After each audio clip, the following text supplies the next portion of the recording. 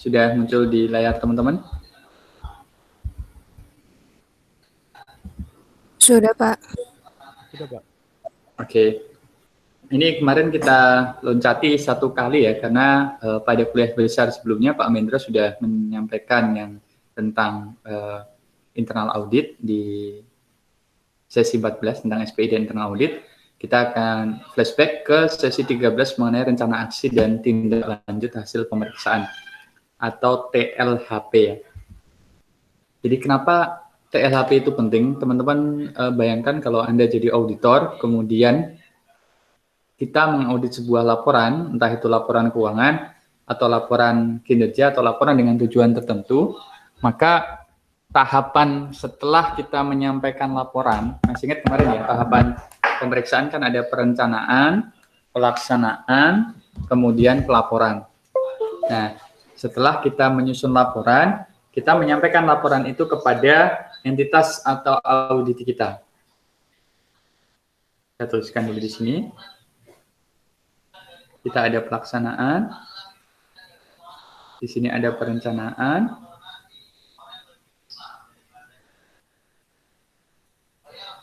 kemudian pelaporan.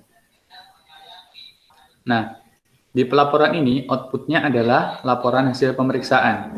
Di sana memuat yang disebut dengan temuan dan rekomendasi. Rekomendasi ini bisa berupa saran perbaikan ya umumnya ya. Titik penting audit kapan sih gitu? Ketika rekomendasi ini disampaikan kepada entitas atau auditi dan kemudian dilaksanakan.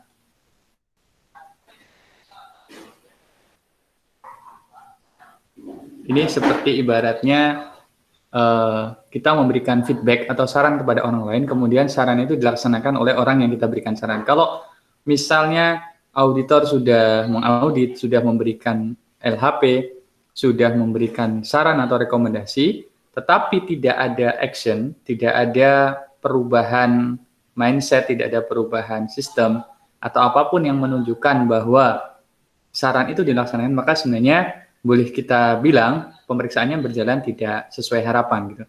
Bukan dari aspek pelaksanaan pemeriksaannya justru, tapi dari sisi output yang ada di laporan hasil pemeriksaan. Jadi sangat penting pada intinya memastikan entitas atau memastikan auditi kita memahami rekomendasi yang diberikan oleh auditor dan kemudian memahami, memantau kalau auditi sudah melaksanakan rekomendasi dari auditor tersebut. Itu sebenarnya kata kunci dalam rencana aksi dan tindak lanjut hasil pemeriksaan. Kita lihat di tahapan yang pertama ini, di permintaan tanggapan konsep LHP dan rencana aksi. Kemudian di tahapan kedua ada penerbitan dan pendistribusian LHP. Yang ketiga pemantauan dan pelaksanaan pemantauan. Ini tindak lanjut rekomendasi hasil pemeriksaan. Sekali lagi TLRHP ini singkatan dari TLRHP. Tindak lanjut rekomendasi hasil pemeriksaan. Oke. Posisi LHP di mana? Di tengah sini ya.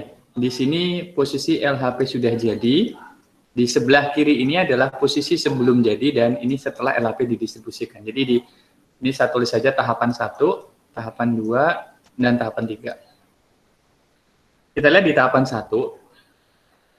Tahapan ini sebenarnya merupakan bagian atau irisan akhir tahap pelaksanaan pemeriksaan dengan pelaporan gitu. Jadi proses transisi dari pelaksanaan ke pelaporan itu ada di sini.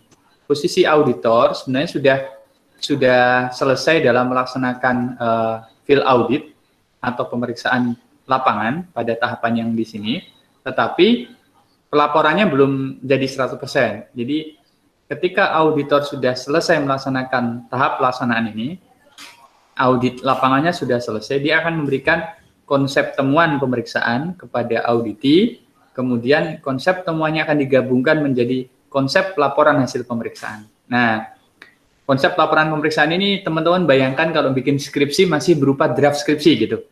Kalau draft skripsi dikasihkan kepada dosen, kalau ini draft laporan hasil pemeriksaan diberikan oleh auditor kepada auditi. Jadi draftnya, draft LHP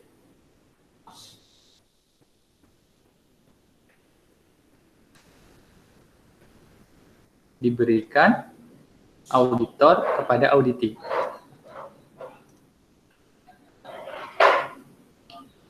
Mungkin teman-teman nanya, kok bukan auditi yang memberikan kepada auditor, Pak? Karena LHP ini produk dari auditor, bukan produk dari auditi. Kenapa LHP diberikan kepada auditi draftnya?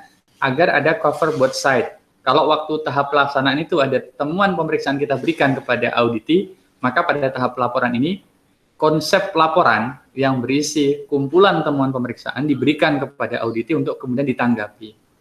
Tanggapan itu berupa rencana aksi gitu, atau biasa disebut dengan rencana aksi atau action plan. Jadi rencana aksi ini biasanya intinya isinya adalah kesanggupan dari auditi untuk menindaklanjuti rekomendasi auditor. Jadi semacam rencana gitu, semacam time schedule, kemudian apa yang mau dilakukan auditi menindaklanjuti rekomendasi yang diberikan auditor. Kalau auditi kurang sepakat dengan rekomendasi auditor, dia boleh memberikan komentar atau tanggapan pada saat auditor memberikan konsep LHP ini. Oke. Kemudian pada saat action plan sudah diperoleh, kita geser ke tahapan kedua ini yang tengah. Auditor akan menerbitkan laporan hasil pemeriksaan. Ini sudah net, berarti sudah ibarat teman-teman skripsi itu sudah jadi, udah revisi, udah setelah sidang itu. Skripsinya sudah jadi, sudah dikumpulkan, ini juga sama. LHP-nya sudah jadi, maka kepada stakeholder atau partner BPK atau pihak yang berkepentingan, BPK akan mendistribusikan gitu, mendistribusikan laporan hasil pemeriksaan ini kepada entitas atau kepada mereka-mereka yang diperiksa, termasuk kepada lembaga perwakilan, DPR, DPRD, dan DPD. Kalau misalnya yang diperiksa adalah kementerian lembaga negara, maka BPK ngasih kepada menteri atau sekjennya. Kalau misalnya yang diperiksa adalah pemerintah daerah, ya dikasihnya kepada gubernur atau wali kotanya, selain kepada lembaga perwakilan. Kalau laporan keuangan pemerintah pusat atau LKPP, kasihnya biasanya kepada Pak Presiden bersama Menteri Keuangan. Nah, setelah LHP ini sudah disampaikan, tahapan yang sekarang kita bahas adalah yang ketiga ini. Ada proses yang disebut dengan pelaksanaan dan pemantauan tindak lanjut rekomendasi hasil pemeriksaan. Di YouTube BPK ada materi singkat ya, sekitar 3 menit, nanti saya berikan linknya mengenai sistem informasi untuk melaksanakan pemantauan ini. Skripsi mahasiswa baik strata 1 skripsi maupun tesis juga banyak yang mengangkat tentang bagaimana proses tindak lanjut ini dilaksanakan.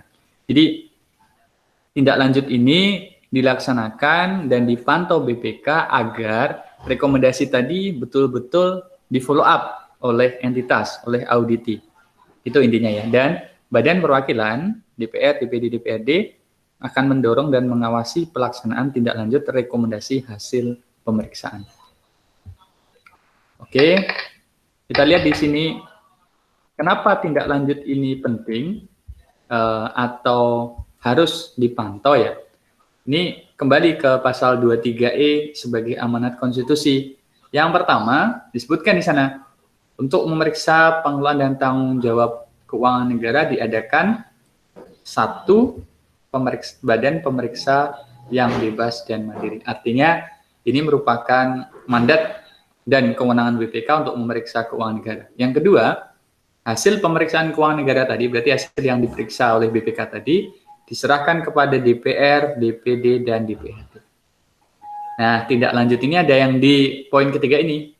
Hasil pemeriksaan tersebut ditindaklanjuti oleh lembaga perwakilan dan atau badan sesuai dengan undang-undang. Artinya siapa yang menjadi auditi itu wajib menindaklanjuti rekomendasi hasil pemeriksaan. Bukan cuma berhak ya, tapi di sini diwajibkan atau diharuskan untuk menindaklanjuti rekomendasi. Biasanya kalau nanti di beberapa undang-undang akan disebutkan 60 hari setelah LHP diterima atau disampaikan.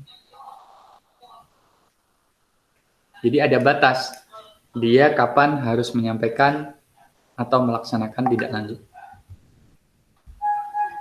Ini detailnya yang barusan juga saya sebutkan ya. Di pasal 20 Undang-Undang 15 tahun 2004, pemeriksaan pengelolaan tanggung jawab keuangan negara tadi yang ada di slide sebelumnya bagian bawah ini, diatur secara lebih teknis bagaimana proses tindak lanjut ini dilaksanakan.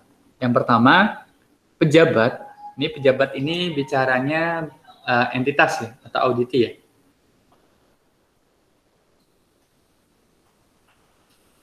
Jadi pejabat pada auditi atau pejabat pada entitas yang diperiksa oleh auditor wajib menindaklanjuti rekomendasi dalam LHP. Yang kedua, pejabat wajib memberikan jawaban atau penjelasan kepada BPK tentang tindak lanjut rekomendasi hasil pemeriksaan. Jadi bagaimana bentuk jawaban atau penjelasan ya biasanya tertulis gitu. Dokumen tindak lanjutnya berupa apa, kemudian itu disampaikan kepada auditor dan kemudian auditor menelaah atau mengevaluasi tindak lanjut atas rekomendasi tadi. Yang barusan saya sampaikan di slide sebelumnya juga, jawaban atau penjelasan ini disampaikan selambat-lambatnya 60 hari setelah LHP tadi diterima.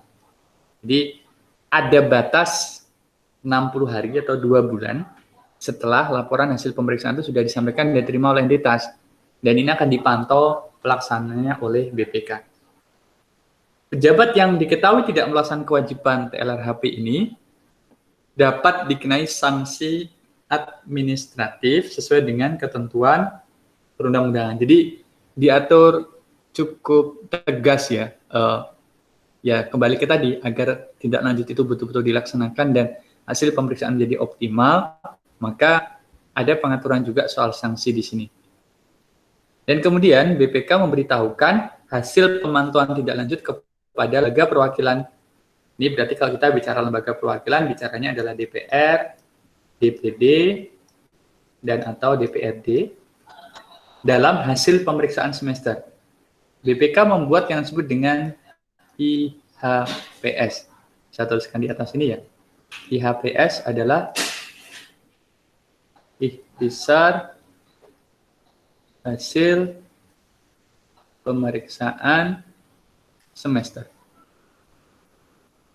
Jadi setiap semester BPK mengumpulkan atau mengkompilasi laporan hasil pemeriksaan yang sudah diperiksa selama 1 semester, termasuk berapa tindak lanjutnya. Ini dibuat dalam satu buku yang disebut dengan IHPS, dan kemudian IHPS ini disampaikan kepada lembaga perwakilan. Ini teman-teman juga bisa mendownload di websitenya BPK kalau ingin melihat IHPS. Di pasal 21, lembaga perwakilan menindaklanjuti hasil pemeriksaan dengan melakukan pembahasan sesuai dengan kewenangannya. Jadi biasanya kalau misalnya lembaga perwakilan tadi sudah menerima tindak lanjut, maka informasi tindak lanjut hasil pemeriksaan tadi bisa dibahas sesuai dengan kewenangan. Ini biasanya bicaranya soal komisi yang ada di DPR. Misalnya di DPR ada komisi A, ada komisi 1 dan seterusnya sampai komisi 10 atau 11 misalnya. Masing-masing komisi punya kementerian yang menjadi partner. Kemudian DPR ini dapat memanggil baik BPK maupun kementerian terkait untuk mendiskusikan hasil tindak lanjut tadi. Yang kedua ya, DPR dapat meminta penjelasan kepada BPK dalam rangka tindak lanjut. DPR, DPD dapat meminta BPK untuk melakukan pemeriksaan lanjutan. Teman-teman mungkin pernah mendengar kasus Bank Senturi atau Hambalang kalau tidak salah, yang dua diantaranya merupakan permintaan dari DPR ya. Jadi kalau misalnya ada isu-isu di tindak lanjut yang menurut lembaga perwakilan perlu diperdalam, ini di luar inisiatif BPK juga, kemudian isu-isu masyarakat itu sedang mengemuka, maka DPR atau DPRD dapat meminta BPK untuk melaksanakan pemeriksaan lanjutan. Ini pemeriksaan lanjutannya bisa dalam bentuk pemeriksaan kepatuhan atau pemeriksaan investigatif, tergantung situasi, kondisi, ada atau tidaknya indikasi tindak pidana, dan seterusnya. Yang keempat, DPR, DPRD dapat meminta pemerintah untuk melakukan tindak lanjut hasil pemeriksaan tadi ya. Jadi yang diajak diskusi tidak hanya BPK, tapi DPR atau DPD dapat juga meminta pemerintah untuk melaksanakan tindak lanjut. Misalnya DPR melihat kok pelaksanaan tindak lanjutnya persentasenya rendah gitu. Selain minta klarifikasi kepada auditor, mereka juga bisa meminta kedatangan dari kementerian yang tadi saya sebut, kementerian lembaga terkait sebagai partner DPR untuk ketemu, diskusi, dan mengevaluasi apa yang menjadi masalah, apa yang menjadi hambatan sehingga tindak lanjut pemeriksaan, sehingga pemeriksaan ini tindak lanjutnya bisa optimal. Tahap pemantauan ini ada 5 tahap pemantauan oleh BPK. Yang pertama, BPK menerima, mengelola, menelaah jawaban. Jadi biasanya setiap semester auditor akan diberikan surat tugas untuk datang ke entitas atau bisa juga entitas datang ke kantor BPK untuk menyampaikan tindak lanjut hasil pemeriksaan. Kemudian auditor setelah menerima dokumen tindak lanjut tadi akan melaksanakan yang disebut dengan penelaahan jawaban atau penjelasan. Jadi akan dibaca tindak lanjutnya sudah sesuai dengan harapan atau belum. Misalnya tindak lanjutnya berbunyi ada masalah terjadi kelebihan pembayaran atas pengadaan barang ABC sejumlah 100 juta misalnya. Rekomendasinya agar entitas menyetorkan 100 juta kepada kas negara. Dilihat ternyata di sini, di tahapan kedua ini, dari 100 juta yang disetor baru 50 juta gitu. Masih kurang 50 juta setorannya kas negara. Dilihatnya dari mana? Bukti setor, kemudian surat-surat misalnya, dan seterusnya. Jadi pada saat ini BPK tahunya atau melihatnya baru 50 juta yang disetor dari 100 juta rekomendasi untuk menyetorkan kas negara. Rekomendasi ini setorannya kalau ada uang bukan ke BPK, tetapi langsung kas negara gitu. Kemudian dibahas dengan pejabat. BPK bisa minta klarifikasi. Bapak Ibu, kenapa setoran 100 juta tadi baru 50 yang diberikan, sementara yang 50 jutanya kok belum gitu. Pejabat yang dari entitas bisa memberikan tanggapan atau jawaban gitu ya. Ada kendala ABC atau misalnya vendor atau pihak ketiga yang diminta untuk menyetorkan tadi yang memiliki pekerjaan susah dihubungi atau bahkan sudah bangkrut dan seterusnya, nanti akan ada pembahasan lebih lanjut gitu. Sehingga disinilah tahap pemeriksaan tindak lanjut ini dilaksanakan dan tahap penyampaian laporan sebagai tahapan kelima atau tahapan terakhir ini nanti disampaikan.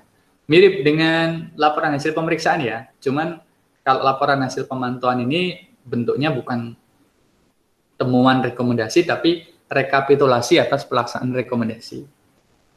Ini disebutkan di sini, lihat di poin kedua yang bagian atas teman-teman ini ya.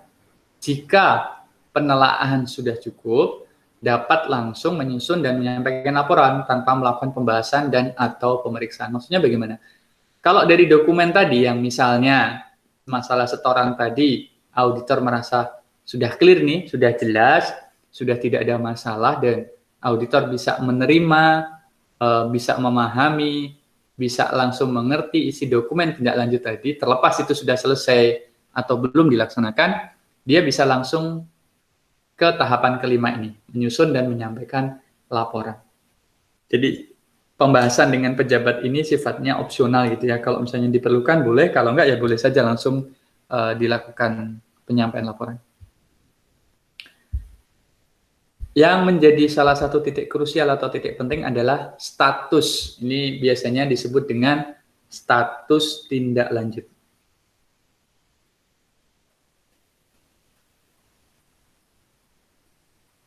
Apa yang dimaksud dengan status atau hasil pemantauan TLHP? Ya kalau teman-teman mungkin semacam nilai ujian gitu. A minus B, B plus dan seterusnya, tapi ini modelnya bukan kuantitatif. Ini modelnya adalah kualitatif. Status yang pertama adalah sesuai rekomendasi. Berarti rekomendasi telah dilaksanakan seluruhnya, nih sesuai dengan apa yang diminta oleh BPK, dan kemudian bukti dan dokumen pendukungnya telah lengkap diberikan. Kembali ke contoh tadi, rekomendasinya adalah menyetorkan uang atau menyetorkan kelebihan pembayaran 100 juta ke kas negara. Realisasinya, ini rekomendasi, ini saya tuliskan aja action gitu ya, AC gitu. Realisasinya dia sudah menyetorkan 100 juta, buktinya lengkap, maka nanti auditor akan menyatakan bahwa tindak lanjut sudah sesuai dengan rekomendasi. Yang pertama. Yang kedua, status disebut dengan belum sesuai rekomendasi. Ini biasanya juga disebutnya pakai angka, teman-teman. Ini status 1, status 2, status 3 yang belum ditindaklanjuti, dan status 4. Kembali ke status 2, belum sesuai rekomendasi. Terdapat perbedaan angka atau nama atau deskripsi tindak lanjut dengan rekomendasi yang diberikan. Dan atau bukti serta dokumen pendukungnya tidak lengkap. Contoh kembali ke tadi. Rekomendasinya 100 juta. Yang disetor, actionnya baru 70 juta. Berarti kurang 30 juta. Ini akan masuk di belum sesuai rekomendasi. Yang ketiga, seluruh rekomendasi belum ditindaklanjuti oleh pejabat yang diperiksa. Status 3 ini adalah status belum ditindaklanjuti. Rekomendasinya store 100 juta, kemudian actionnya 0 gitu ya. Belum ada penyetoran sama sekali, maka ini disebut dengan belum ditindaklanjuti. Atau yang keempat, ini termasuk yang paling sedikit atau jarang terjadi ya. Ada kondisi-kondisi force majeure. Subjek objek dalam proses peradilan atau rekomendasi tidak dapat ditindaklanjuti secara 3E. Karena satu dan lain hal, rekomendasi tidak bisa dilaksanakan. Contohnya, tadi rekomendasinya 100 juta gitu.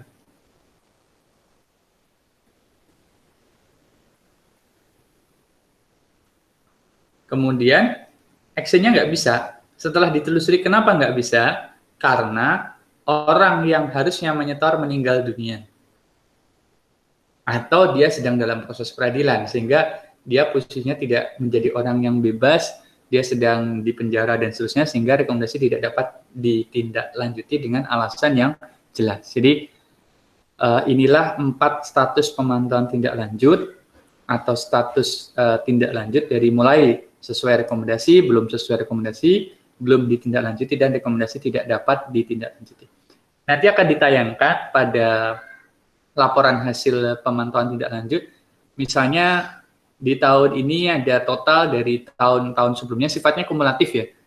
Misalnya Kementerian A tahun 2015 ada 10 rekomendasi, 2016 10 rekomendasi. Kita buat saja misalnya tiap tahun dari 5 tahun terakhir 10, sehingga terkumpul 50 rekomendasi. Dari 50 rekomendasi itu akan di mapping sesuai rekomendasi, misalnya sudah ada 30 temuan, belum sesuai rekomendasi ini ada 10 temuan, belum tindak lanjuti ada 8 temuan, dan rekomendasi tidak dapat tindak lanjut ada 2. Jadi contohnya nanti akan saya sampaikan untuk contoh rekapitulasinya.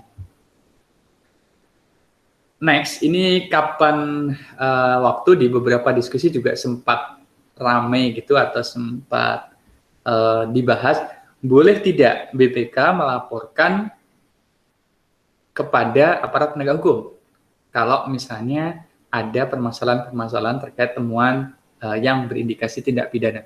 Ini sangat boleh teman-teman ya, sudah diatur di Undang-Undang Nomor 15 dan ini sudah berapa kali dilaksanakan di BPK.